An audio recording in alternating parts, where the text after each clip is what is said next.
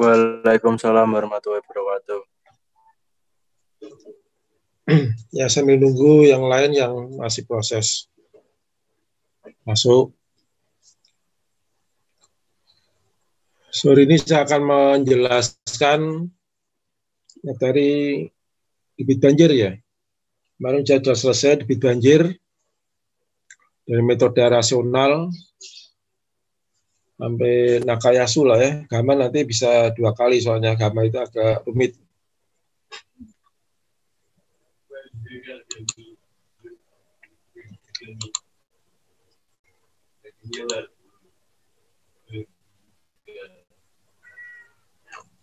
Ini hidrograf ya.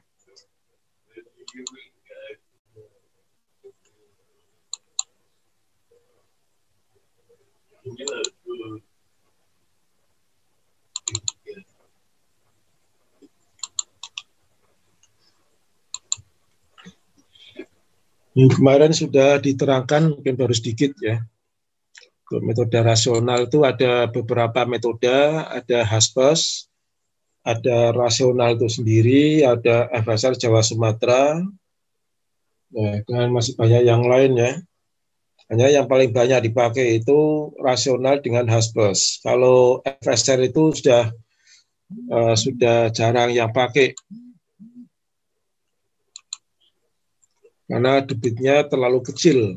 Dulu waktu penelitian untuk merumuskan metode FSR itu mungkin kondisi alamnya masih banyak hutan, persawahan, kebun, pekarangan ya. Sekarang sudah banyak perumahan sehingga dibandingkan dengan debit yang sebenarnya terjadi, kalau dihitung dengan metode rasional, metode FSR itu masih terlalu kecil gitu. Jadi yang kita bahas yaitu 3. Ya, pertama Haspers. Sebenarnya apa sih metode rasional itu? Rasional, kenapa kok dinamakan rasional? Ya, menurut rasional, rasio ya. Rasio itu apa? Nalar ya. Jadi menurut nalar, ya, hujan yang jatuh itu sebagian ada yang meresap, sebagian ada yang menguap, ya, kemudian ada yang menjadi aliran permukaan. Nah, debit yang mengalir itu adalah debit yang menjadi aliran permukaan ya. Nah, tentunya tidak semua hujan yang jatuh itu menjadi aliran permukaan. Sehingga perlu dilihat tata guna lahannya ya, berupa hutan atau kebun ya, atau persawahan ya, ataupun rumah, gedung, jalan, lapangan dan sebagainya. Itu akan mempengaruhi berapa besarnya debit yang mengalir. Karena dengan penutup lahan, penutup tanah, itu akan mempengaruhi berapa banyak air yang akan diresapkan atau air yang akan terhambat ya, oleh tanaman, kemudian ada yang meresap dalam tanah, dan yang lainnya menjadi aliran permukaan. Nah, itu yang makanya kita kenal dengan istilah koefisien pengaliran. Ya, koefisien pengaliran. Jadi koefisien pengaliran itu menyatakan angka ya seberapa banyak air yang mengalir. Kalau 60% atau 0,6 berarti 60% mengalir, yang lainnya ya ada yang meresap, ada yang tertahan, ada yang menguap. Ya, pokoknya yang lainnya 40% lah gitu. Nah, yang kita perhitungkan itu hanya yang mengalir, karena kita akan menghitung debit aliran.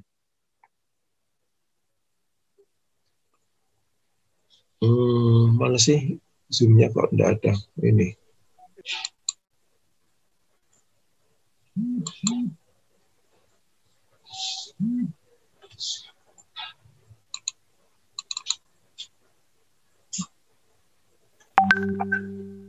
Sudah kelihatan layarnya? Sudah, Pak. Ya. Jadi pertama kita bicarakan Haspers, belum kan ya? Minggu kemarin belum ya? Sudah belum ya? Belum ya. Rumusannya C beta QA. Ya, Q itu debit modul, A itu luas das, kemudian C itu koefisien aliran, ya. Untuk Haspel ya rumusnya sendiri seperti ini. Kemudian beta itu koefisien reduksi. Nah, beta dirumuskan ini, tapi rumusnya dibalik seper beta. Seper beta 1 plus T plus ini kalikan A pangkat ini per 12. Nah, di sini terlihat koefisien reduksi itu maksudnya untuk membedakan das yang luas dan das yang kecil, yang sempit. Ya. Di asbes itu penggunanya bisa lebih luas daripada rasional. Karena rasional itu hanya debit yang debit luas area, luas lahan yang kecil, ya, kurang dari macam-macam, ada beda ini ya, beda pendapat ya. Yang kurang dari 3 kilo, ada 5 kilo ya. Dan bilang kurang dari 10 kilo itu masih bisa menggunakan rasional. Tapi yang jelas kalau untuk debit besar itu tidak pas menggunakan metode rasional. Ya. Kalau Haspes masih, tapi kekurangannya Haspes ya ini hanya memperhitungkan luas das saja, A saja, tapi tidak memperhitungkan penutup lahannya, penutup tanahnya, apa berupa bangunan atau kebun ya, atau padang rumput ya, atau hutan. Ya, di sini kan hanya A luasnya saja. Ini kekurangannya Haspes ya. Hanya memperhitungkan luas. Kalau rasional masih memperhitungkan tata guna lahan, ya, memperhitungkan penutup permukaan tanah. Kemudian ini ada T ya, T itu waktu konsentrasi ya. Sekalipun ini waktu konsentrasi, ya ini juga tergantung dari panjangnya saja kan, panjang sungai. Tidak memperhitungkan penggunaan lahannya, tata guna lahan. L panjang sungai, E kemiringan dasar sungai. Nah, ini kemiringan dasar sungai ini penting, makanya ketika menentukan elevasi hulu dan hilir pada tugas, itu harus benar-benar diteliti ya. Ya, ada garis-garis kontur yang tebal itu jadi patokan. Ya, kalau tidak ada angkanya, ya cari tulisan hitam, ada titiknya, itu menunjukkan elevasi titik, bukan elevasi garis ya. Elevasi titik. Kemudian bisa dirunut. Ya, kalau di situ elevasinya sekian, berarti di garis yang terdekat elevasinya sekian, terus dirunut sampai garis tebal. Garis tebal elevasinya kelipatan 50 ya. Kemudian modul banjir ya, dirumuskan I per 3,6 T intensitas hujan periode ulang T tahun dibagi dengan 3,6 T. T itu waktu konsentrasi. Waktu konsentrasi itu waktu yang dibutuhkan ya, waktu yang dibutuhkan oleh air dari titik yang paling jauh, yang paling hulu sampai titik pengamatan hidrologi. Ya, titik yang mau dihitung debit banjirnya. Itu namanya waktu konsentrasi ya.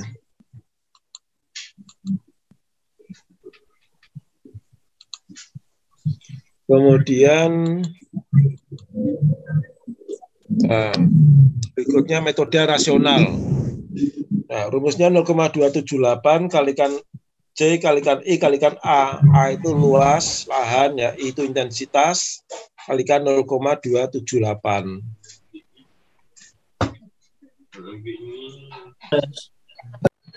Ya, jadi sebenarnya itu ya hitungan biasa ya. Intensitas hujan itu kan satuannya milimeter per jam. Kalau dikalikan dengan luas kan ketemunya berarti satuan volume bagi satuan waktu. Nah, satuan volume bagi satuan waktu itu adalah rumus debit atau satuan debit. Sehingga C itu tidak ada satuannya. Nah, cuma untuk menyesuaikan karena ini milimeter per jam, hanya satuannya kilometer persegi, untuk mensetarakan satuan ini kalikan 0,278 ya. Karena jam jadikan detik itu kan 3.600. Nah, seper 3.600 itu 0,278 00 sebenarnya ya, tapi karena itu milimeter menjadi 0,278. Ya, bisa dicek sendiri lah. Nah, kemudian di sini tadi ada koefisien pengaliran C ya. Koefisien pengaliran C ya, itu kemarin sudah saya terangkan kayaknya ini. Tapi di tugas nerangkannya ya. Itu terdiri dari berapa komponen CI, CT, CP, CS, dan CC ya. Ya, tinggal CI itu komponen karena intensitas hujan. Ya, dilihat C-nya berapa, nanti ada penjelasannya satu-satu. Ini kan misalnya CI, kalau intensitasnya kurang dari 25, nilainya 0,05. Nah, ketika mengerjakan tugas,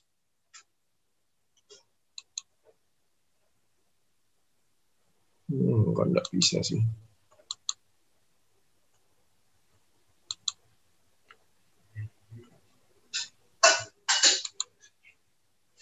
Mana ini? Nah ini. Ketika mengerjakan tugas ini ya, aspes rasional. Nah ini diisi ini. Ini saya sudah terangkan. Ya ini diisi. Ya isiannya tergantung tugasnya ya. Ini dimasukkan berapa? Aduh, ini tidak ada sih. Tidak ada datanya.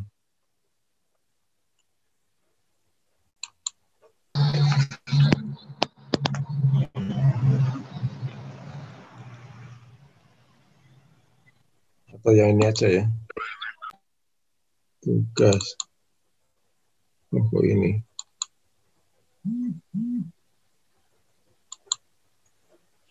Nah, ini aja ya.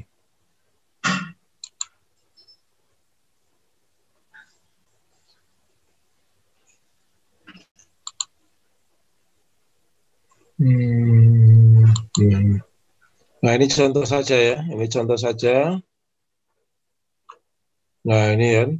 Ini tergantung peta ya. Kalau CI tergantung datanya. Misalnya I-nya berapa ini? 35, 31.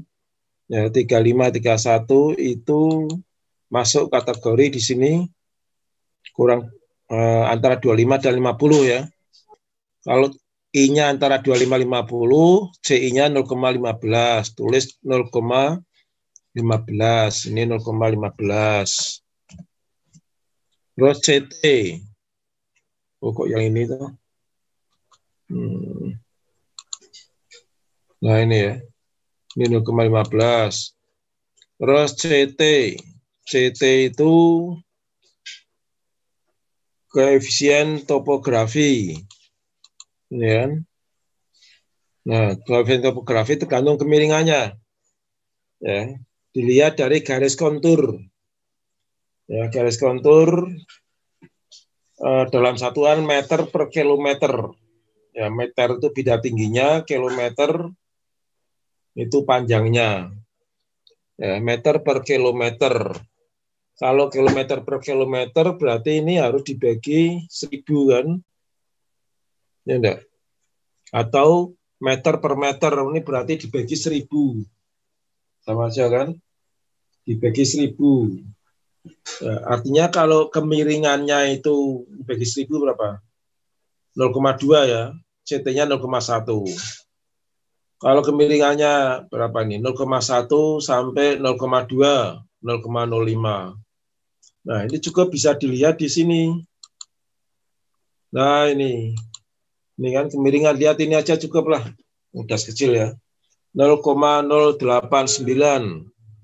Ya, 0,089 masuknya berapa? 0,089. Ini 0,02, ini 0,1 sampai 0,2. Nah, ini 0,89, ini 0,2 nih. Teks gambar ya. 0,2 cucuram, tapi 0,089 ya. Ini belum bisa. 0,089 atau bulatannya 0,09. Maksudnya kemana 0,09? Ini 0,05 sampai ini 0,1. Ini 0,1. Ini 0,05 sampai 0, ya, masuknya ini berarti ya, landai ya. Ya, 50 meter per kilometer kan sama aja dengan 50 dibagi 1000 meter per meter. Jadi 0,05 sampai 100 itu bagi 1000 0,1.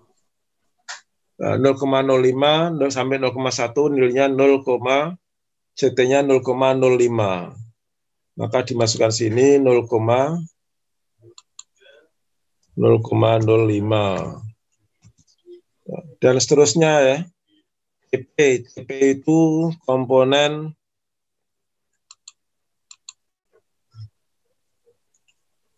tambungan permukaan. Ya, ini dilihat ini aja, nanti CP-nya diisi berapa. Ya, daerah pengaliran, sedikit depresi permukaan, 0,1 ya, dan seterusnya. Dan CS itu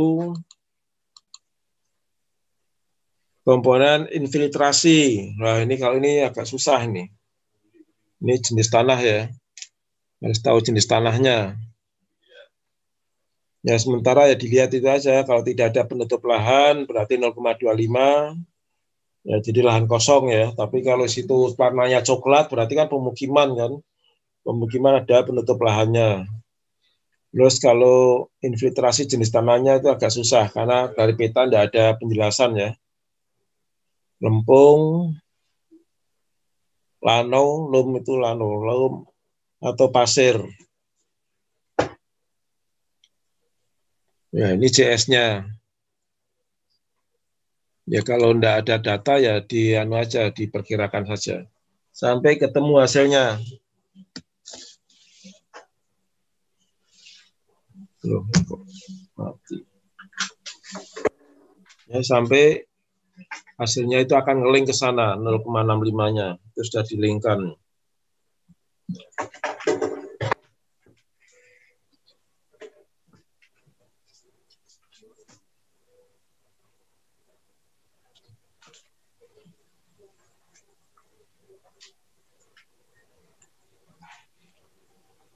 Ya. Terus apa lagi? CC, penutup lahan. Ya, ada tanaman atau tidak, dan seterusnya ya.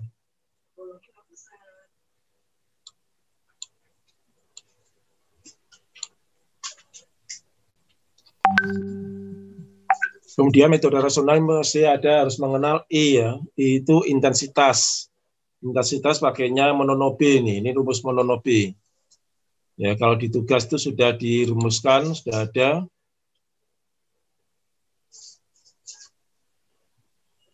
Intensitas mana ini ya? Nah, ini rumusnya ini. Ya, tinggal data hujannya ya dimasukkan, dan ini juga sudah ngeling ya. Loh, ini data hujannya gitu. Ini salah ini. Masa 36, 32, ini ada salah ini. Nah ini. Ya, kalau gini jelas salah. Kenapa? Masa hujan periode ulang 2 tahun lebih besar daripada 5 tahun. Ini tidak tahu kali atau gimana.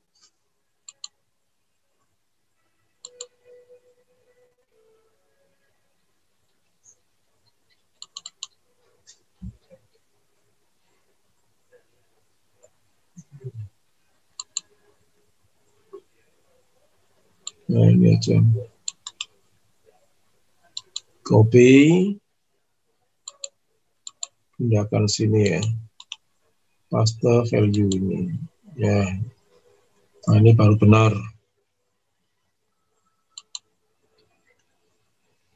Ini data hujannya periode ulang 2 tahun, 5 tahun, dan seterusnya ya. Ya. Kemudian kalau data hujannya periode ulang 2 tahun, ya berarti banjirnya T-nya periode ulangnya sama 2 tahun. Jadi ngitung banjir itu tergantung hujannya periode ulang berapa tahun.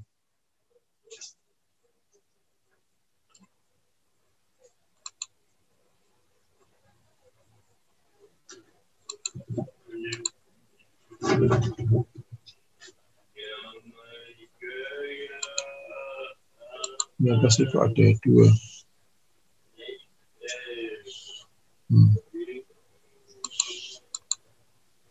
Kemudian waktu konsentrasi ya. Waktu konsentrasi itu sudah dirumuskan, sudah ada rumusnya. Ya, dan ini juga rumusnya empiris ya. Jadi, makanya banyak rumus-rumus yang tidak bisa dihitung dimensinya. 0,195 L pangkat 0,77 kalikan S pangkat min 0,385.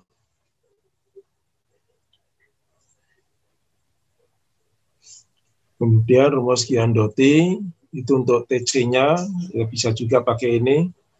Atau konsentrasi ada rumus lain ya selain Kirpik. Ya, ada juga rumus Giandotti. Banyak rumus-rumus atau konsentrasi. Hanya sebagian aja ya. Kalau mau searching ya banyak rumus waktu konsentrasi ya, muncul semua banyak sekali.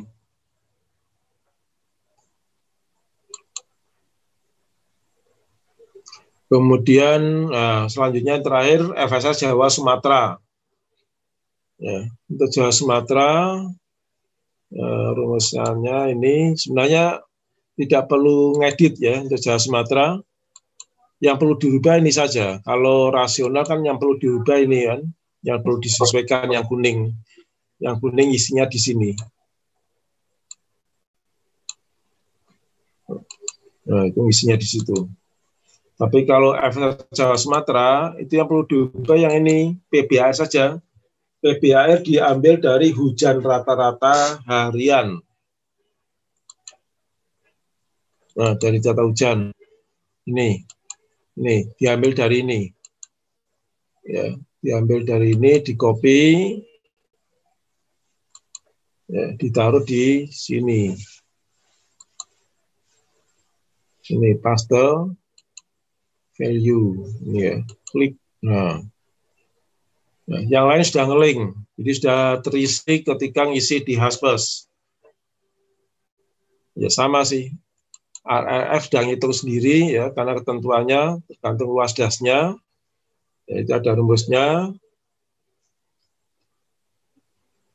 MSA itu panjang sungai, itu juga sudah ada dari Haspers. Elevasi hulu, elevasi hilir itu juga dari Haspers. Nah, luas danau itu kalau ada tampungan air itu ya, danau atau embung atau waduk ya. Dan kalau tidak ada ya kosongkan, tapi umumnya kosong ya karena dasnya kecil. Sudah selesai. Ini rumusan-rumusannya. Ya, ini kecil sekali biasanya memang FSR itu. Sekarang kita masuk perhitungan hidrograf Nakayasu. Ya, Nakayasu itu tidak ada yang perlu diedit, hanya kemarin itu memang ngirim filenya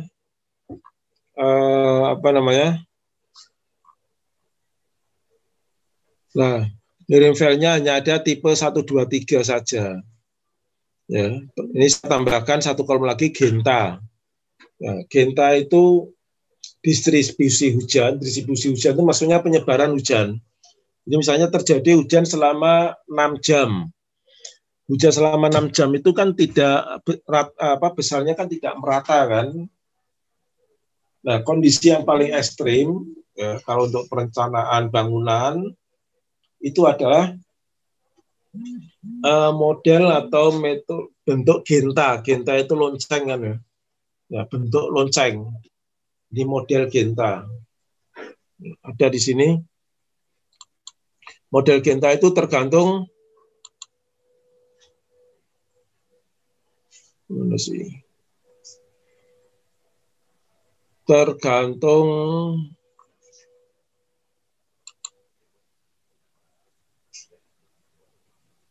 periodenya, bukan periode, durasi waktunya. Hujan itu terjadi pada atau dalam berapa jam.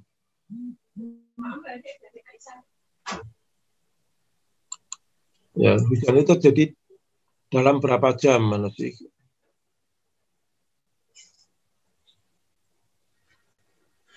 Oh ini.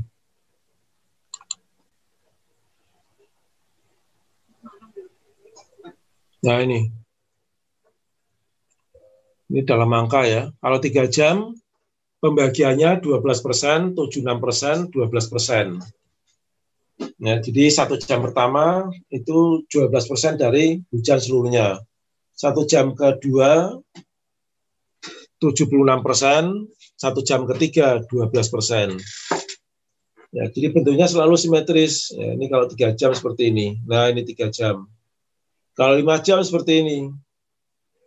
Ya, 5 jam persentasenya 5, 12,5, 65, 12,5, 5.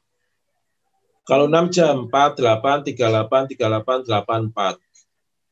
Nah, file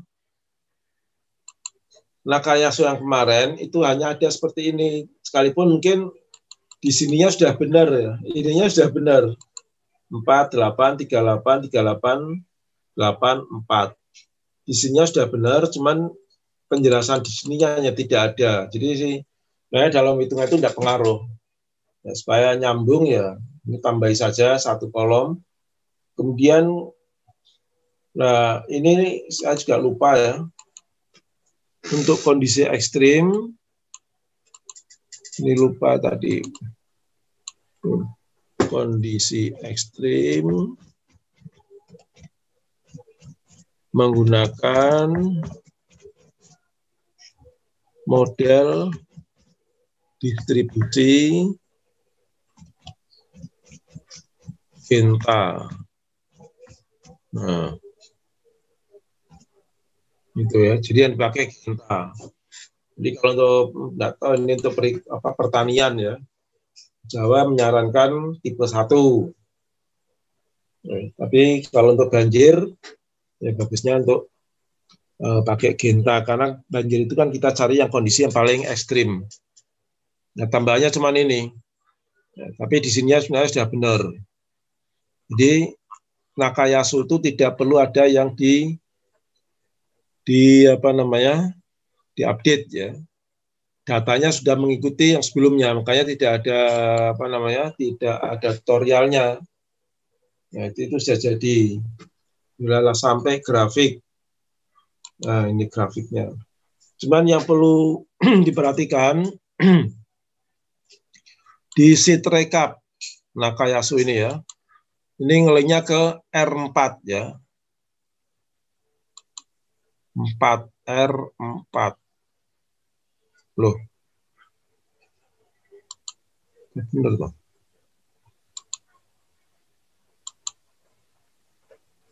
Nakayasu R4. R5, R6. Benar enggak ya?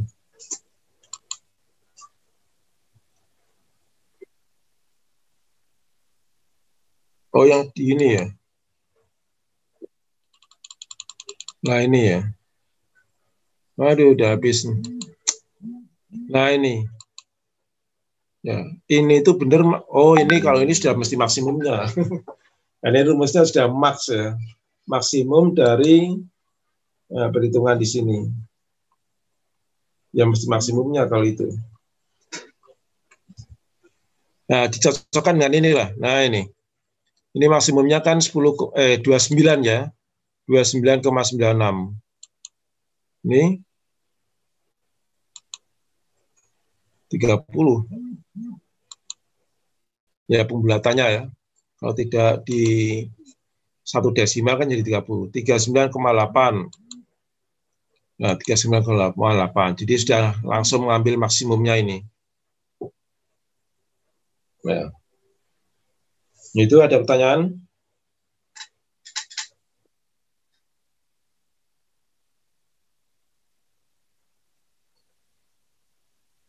Iya, distribusinya 8 jam. Nanti, tapi itu sebenarnya saya lihat filenya di sininya itu sudah benar 6 jam, distribusinya 6 jam.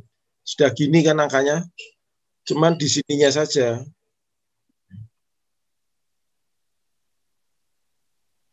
Ya, tipe 1 8 jam. Oh, ini kan tidak dipakai untuk informasi saja lah.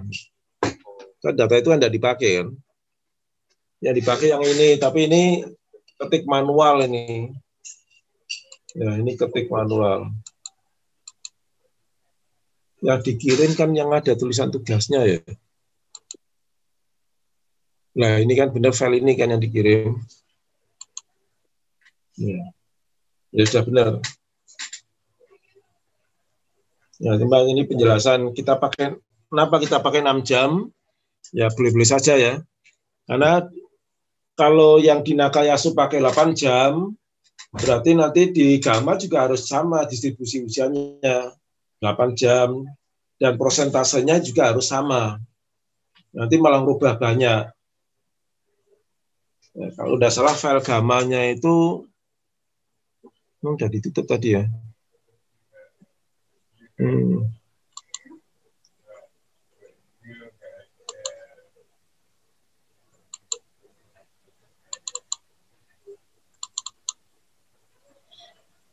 Nggak tahu ini sama enggak, mudah-mudahan sama.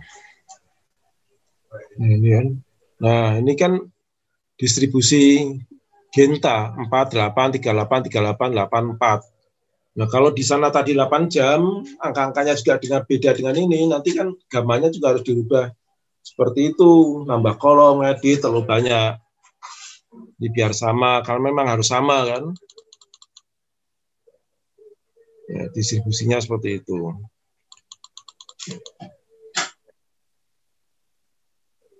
Ya, nanti untuk gambar insya Allah bulan depan ya, kita jelaskan.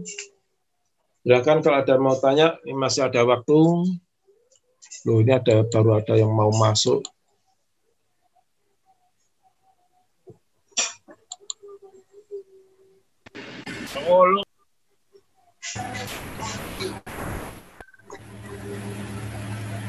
Ini kemarin saya juga lupa ya, sibuknya.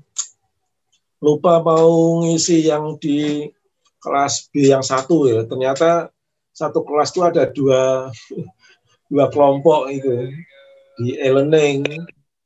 Saya cuma ngisi 1, saya pikir 1 kelas A sama kelas B saja, tapi ternyata ada 2 kelompok. Di kelas B yang 1, kelas A yang 1 belum, kelas B yang 1 juga belum. Nantilah tapi saya diingatkan aja kalau lupa ya.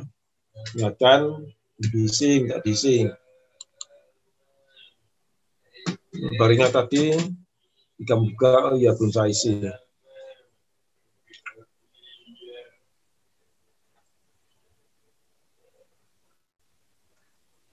Gimana, ada pertanyaan? Tugasnya segera ya, ujian mulai tanggal 4 sampai tanggal 18 kalau nggak salah. Januari. Jadi Januari sudah ujian. Puas ya.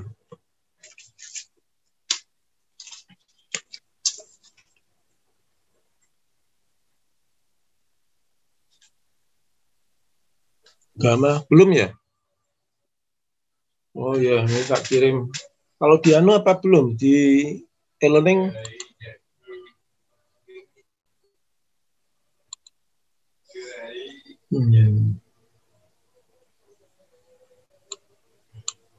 E-learning ini ya. Gama ini ada ini. File tugas Gama 1. Di e-learning ada. Nah itu memang ternyata ada 2 kode. Itu enggak apa, saya pikir ini e-learning untuk 1 saja kan, apa sih kok dibuat 2 kode itu.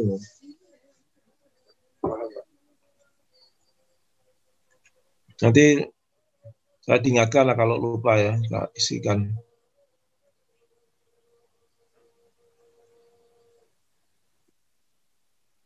Apa di WA ya bisa. Ya WA sekarang kalau ya.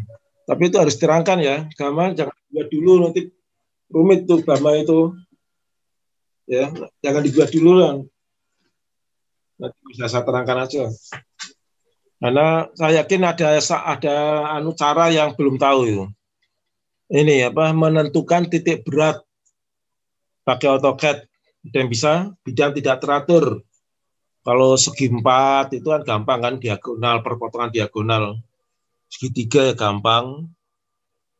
Ya, tapi kalau benda atau bidang yang tidak teratur bentuknya seperti das kan bentuknya tidak teratur kan. Nah, menentukan titik berat ada yang tahu?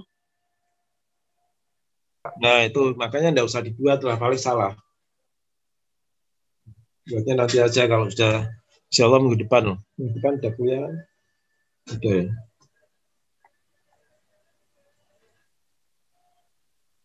Selesaikan ini aja tugas-tugas yang sampai, oh ada dua ya, ada dua yang sudah selesai itu. Rasulullah sudah selesai, tinggal nunggu Gamal.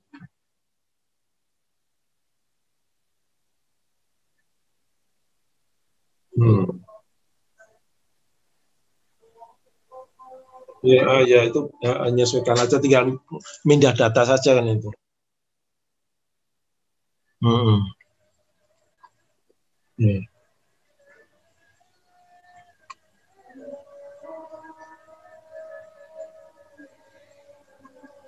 Yang belum isi daftar hadir, isi dulu ya. Gimana ada yang bertanya, yang baru masuk ini paham enggak? Kalau belum jelas bisa lihat tutorial. Tutorialnya di anu ya, di e-learning.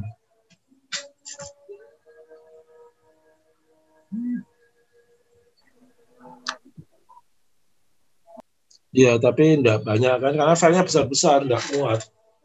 Pak Jadi, mau tanya kalau yang e-learningnya nggak ada itu gimana Pak? ya nanti saya isikan. Tolong diingatkan, saya kalau banyak urusan sering lupa ini. Iya Pak, iya Pak. Terima Yang kasih Pak. kelas, ya sama kelas A juga ada yang kode berapa itu, 3209 apa 8209. Terus yang B juga itu. Karena isinya kan banyak itu. Ini kan isinya kan satu-satu. Nggak tahu kok tidak dijadikan dua.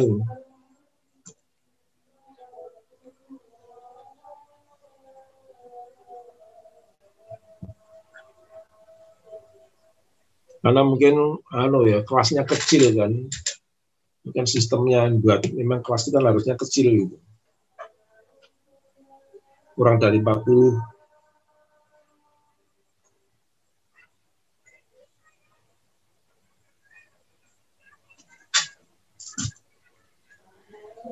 Baiklah, kalau tidak ada cukup ya dulu ya. Nanti bisa dilanjutkan di chatting WA. Kalau ada yang belum jelas.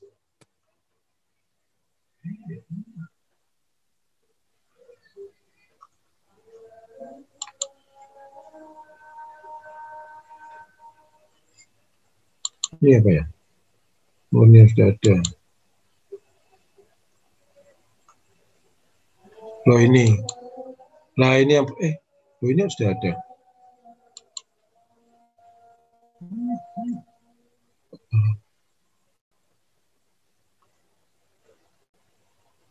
Ini